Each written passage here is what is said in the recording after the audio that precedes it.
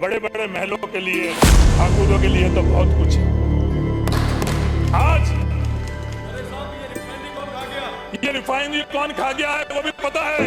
चिल्लाना हिम्मत हो तो मैं जाकर ये बात कर लो, ये करना जो कर ले, हिम्मत है वो कर लो, शामा चित्ता नशा कर लो।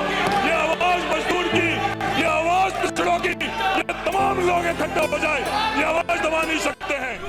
थोड़ी देर पहले बात जो किलों की चल रही थी, महलों की चल रही थी, मैं कहना चाहूंगा कि ये किले, ये महल, ये शौर्य और गाथा के प्रतीक हैं।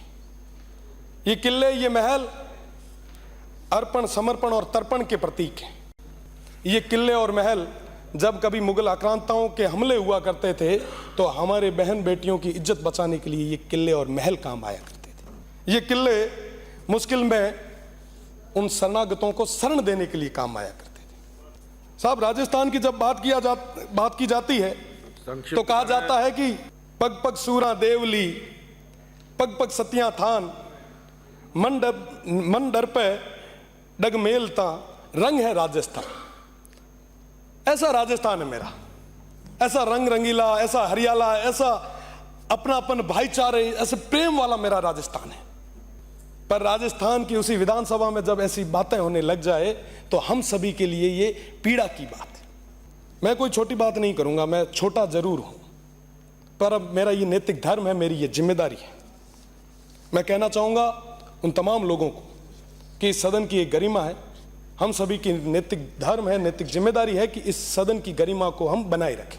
कोई भी किसी भी जाति से हो, धर्म से हो, हमें सभी का सम्मान करना है। श्री राम साहब, हमें ये सिखाया गया है। मंगनियार समाज है, लंगा समाज है, दमामी समाज है, मिरासी समाज है, ये तमाम लोग, ये तमाम समाज शैक्षणिक, सामाजिक, आर्थिक और राजनीतिक हर तौर पे कहीं ना कहीं सक्षम नहीं है।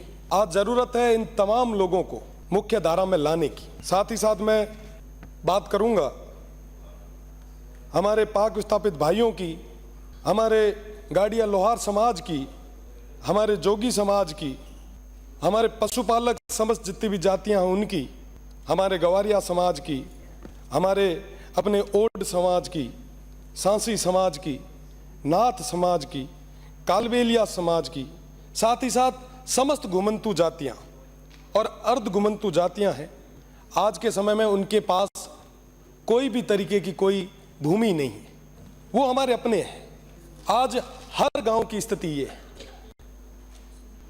वो लोग कहीं गोचर में बैठे हैं या कोई ना कोई सरकारी भूमि पे बैठे हैं।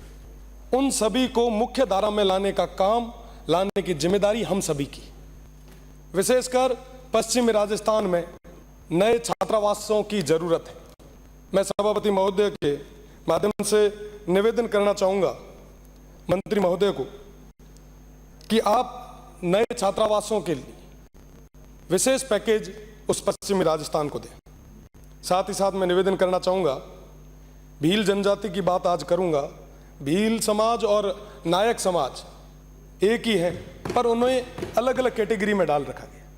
मेरा निवेदन है कि इन सभी को एक साथ किया जाए। साथ ही साथ अनुसूचित जाति के तर्ज पर भील समाज को भी कृषि विद्युत कनेक्शंस में वरीयता दी जाए। ग्रामीण परिवेश से आते हैं साहब, खेती के अलावा कोई हमारे पास ऑप्शन है नहीं। उन लोगों को मुख्य धारा में लाने के लिए इसकी ज़्यादा ज़रूरत है।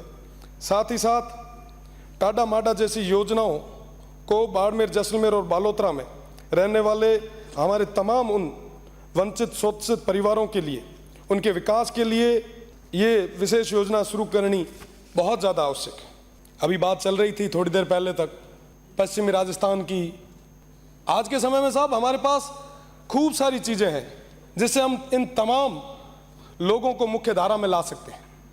पर मुझे ये कहते हुए बड़ा दुख होता है कि चंद लोगों का मल्टीनेशनल कंपनीज पे अधिकार हो गया, जिसकी वजह से ये हमारे तमाम भाई आज भी सब कुछ होने के बाद में भी अभावों में जी रहे हैं। आज के समय में आर्थिक रूप से आर्थिक सामंतवाद एक नया हमारे पश्चिमी राजस्थान में आ चुका है।